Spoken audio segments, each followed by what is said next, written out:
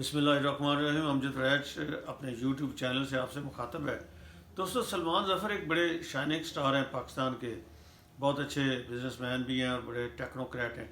Business world के। उन्होंने मुझे, जब मैंने चैनल शुरू किया तो उनका मौक़िफ़ ये है कि जी लोगों को हमेशा उम्मीद देनी चाहिए। मैं भी ज़ाहिर है हमेशा पॉजिटिव जर्नलिज़म की है और यही कोशिश की है। लेकिन ये जो अभी कोरोना का इशू पाकिस्तान में जिस तरीके से अब पाबंदियाँ नरम हुई हैं, तो मैं आज ही न्यूज़ देख रहा था कि 36,000 से ज़्यादा पेशेंट्स हो गए हैं और 800 से ज़्यादा लोग जो हैं वो अल्लाह को प्यारे हो गए हैं, शहीद हो गए हैं। और ख़तरा जो है वो बढ़ रहा है कि पेशेंट्स ज़्यादा होते जा रहे हैं। और साथ ही मैं देख रहा था कि पूरे मुल्क में जब पाबंदियाँ नरम हुई हैं तो कराची से लेके खैबर तक जैसे होता है ना, हजूम दर हजूम लोग निकले हैं। हमारे एक दोस्त हैं हैदर हसन साहब, वो कहते हैं कि ये अंग्रेज़ी का लफ्ज़ बड़ा बड़ा खूबसूरत अंग्रेज़ी में जब हम कहते हैं जी कि वो इतना रश हो गया, रश जो है उससे ये समझ नहीं आती। ये असल लफ्ज़ है हजूम। हजूम कहना लोग भूल गए कि हजूम दर हजूम, कि इतना हजूम, इतने लोग निकले। तो ये जो सिचुएशन है ये बहुत अलार्मिंग सिचुएशन है और बड़ी खौफनाक सिचुएशन है। ये असल में वही जो है कि उम्मीद देते देते देते लोगों को हमने इतना कैजुअल कर दिया है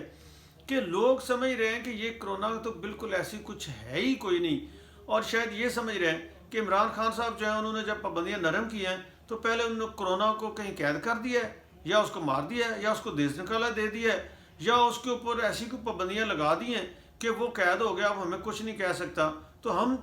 आज़ाद हैं, हमें उन्होंने बिल्कुल आज़ाद छोड़ दिया कि जो मर्ज़ी करें। तो इस पर हम बात कर रहे हैं, डिटेल से करते हैं। मैं रिक्वेस्ट करूँगा कि आप हमारे चैनल को पहले सब्सक्राइब कर लें और बेल के बटन को भी पुश कर दें। दोस्तों, उम्मीद हक़ाइक़ की अगर बरक्स हो तो फिर वो जहालत है, वो जहालत की तरफ ले जाती है। देखिए, हमारे इसमें हुआ क्या है, हुआ ये है कि लोगों ने एक आवाम को गुमराह करने में और उनके अंदर गैर यकीनी की कैफियत पैदा करने में कुछ कसर नहीं छोड़ी। और उसमें आम आदमी से लेके, आम एक एंकर से लेके, आम एक आलम दीन से लेके ऊपर तक सियासतदान और फेडरल कैबिनेट तक सारे लोग इसमें शामिल हैं। यहाँ पे लोगों ने मज़हब को बेचा है। जब कोरोना का इशू शुरू हुआ तो लोगों ने कहा जी ये तो क़यामत की निशानी है और इमाम मेहदी का ज़हूर होने वाला है और बस ये काफिरों का तहस नहस हो जाएगा और ये उसके बाद बस जो है ना वो मुसलमान दुनिया में फाते होने वाले हैं और उनका वो झंडा हर तरफ लहरा रहा होगा। कुछ लोग हैं उन्होंने इसको और ही एंगल दे दिया। उन्होंने कहा जी ये तो यहूदियों की साजिश है, किसी ने कहा ईसाइयों की साजिश है और उसका मतलब ये है कि ये तो उनकी साजिश है तो हमें इसमें कुछ करने की, बचने की ज़रूरत नहीं है। कुछ और उन्होंने कह दिया ये तो अमेरिका और चीन की आपस की लड़ाई है और ये वर्ल्ड वार का उसका हिस्सा है। तीसरी जो वर्ल्ड वार है वो वायरस के ज़रिए और इन चीज़ों के ज़रिए लड़ी जाएगी और ये उसका हिस्सा है। हम तो इसमें बिल्कुल साइड पे हैं, हमारा ऐसे कोई कंसर्न ही नहीं है। तो चलें जी, अच्छा जी, वो भी उसका मतलब ये है कि वो आपस में लड़ रहे हैं तो हमारा ये इशू नहीं है कि हम इससे बचें या हमें ये कुछ नहीं कहेगा। कोई साहब हैं वो तिब्ब नबी को बीच में लेके आ गए। उन्होंने कहा कि जी वो जी देखिए कलवंजी के बारे में ये हदीस है कि बीमारी के अलावा, मौत के अलावा हर चीज़ का इलाज है। कोई और साहब उन्होंने कहा जी मैंने तो 400 पेशेंट्स का इलाज किया इंग्लैंड में और सना मक्की जो उसके बारे में हदीस है कि मौत के अलावा हर चीज़ का इलाज है, तो ये आप ऐसे करें ऐसे करें तो इससे बचेंगे। अब ये सारी चीज़ें मैं नहीं कहता, हदीस तो वो तो ज़ाहिर हुज़ूर पाक सल्लल्लाहु अलैहि वसल्लम ने, अब उसकी इंटरप्रटेशन जो हम जिस तरीके से करते हैं वो बिल्कुल स्वीपिंग स्टेटमेंट दे देते हैं कि भाई अगर मौत के अलावा हर चीज़ का इलाज है तो दुनिया में से लोग मरते क्यों और बीमारियां क्यों आती हैं। फिर तो लोग ये देखें ना, हुज़ूर पाक सल्लल्लाहु अलैहि वसल्लम ने कभी ये नहीं कहा कि भाई हर बीमारी के लिए ये चीज़ खाएं जाकर बीमारी ठीक हो जाएगी, ऐसा नहीं है। दुनिया में एक प्रोसीजर है, एक प्रोसेस है, वो चलता है, एक नेचुरल प्रोसेस है, ठीक है। उसमें दवाइयाँ भी आती हैं, उनका इलाज भी होता है, साथ साथ जिसकी ज़िंदगी लिखी होती है वो बच भी जाता है और दूसरे आगे भी चले जाते हैं। ये सारा तो हमने तो किसी ने तिब्ब नबी को कोट किया तो किसी ने हज़रत अली को बीच में लेके आ गए। कभी उन्होंने कहा था कि वो 70 दिन में वबा ख़त्म हो जाती है तो बस वबा तो ऐसे गई कि गई, बस चंद दिन रह गए, मसले ही कोई नहीं है। किसी और कोई और साहब आ गए, उन्होंने बड़े बड़े साइंटिफिक नुस्खे लेके उन्होंने कहा जी कि देखें ये इतने टेम्परेचर पे इतनी गर्मी में ये होता है और पाकिस्तान में जो साउथ एशिया में जितनी गर्मी पड़ती है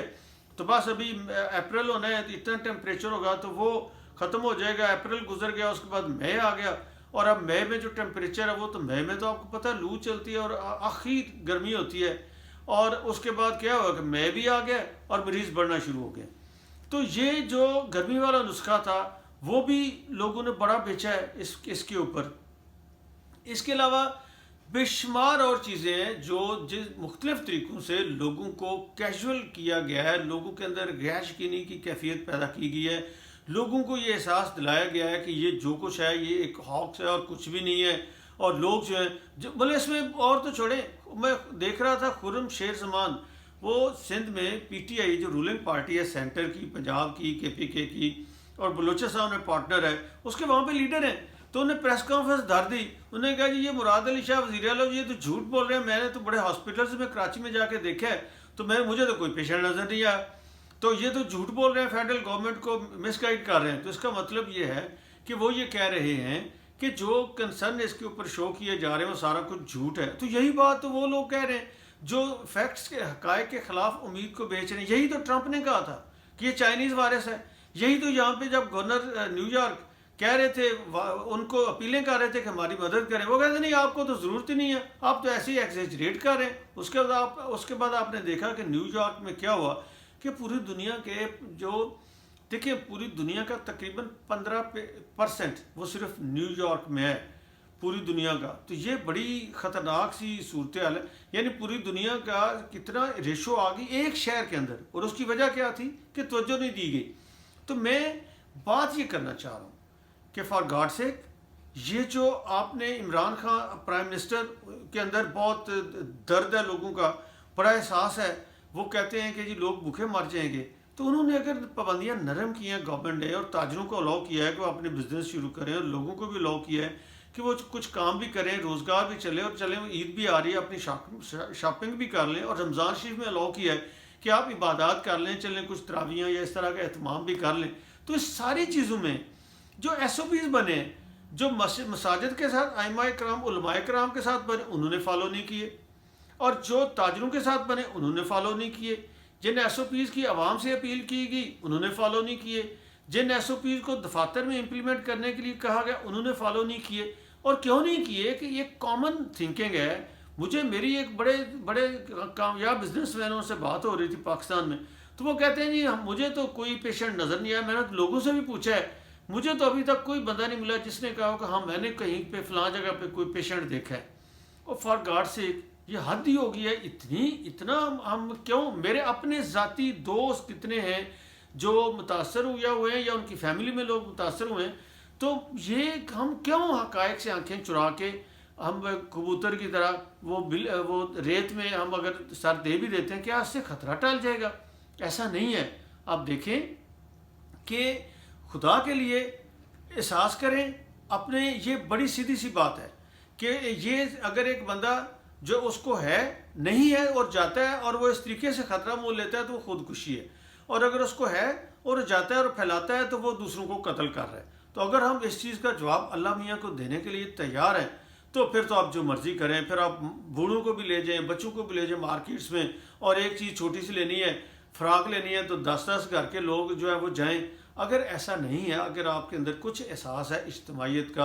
اور معاشرے کا اور اپنے خاندان کا اور اپنی ذات کا، تو پھر یہ نہ کریں، ورنہ صورتحال اتنی خطرناک ہو سکتی ہے کہ یورپ اور امریکہ بھی اس کو کنٹرول کرنے میں ناکام ہو گئے۔ یہاں پہ بھی یہ ہوا کہ پیشنٹس آتے رہے، ہاسپٹلس میں فیسلٹیز نہیں تھیں،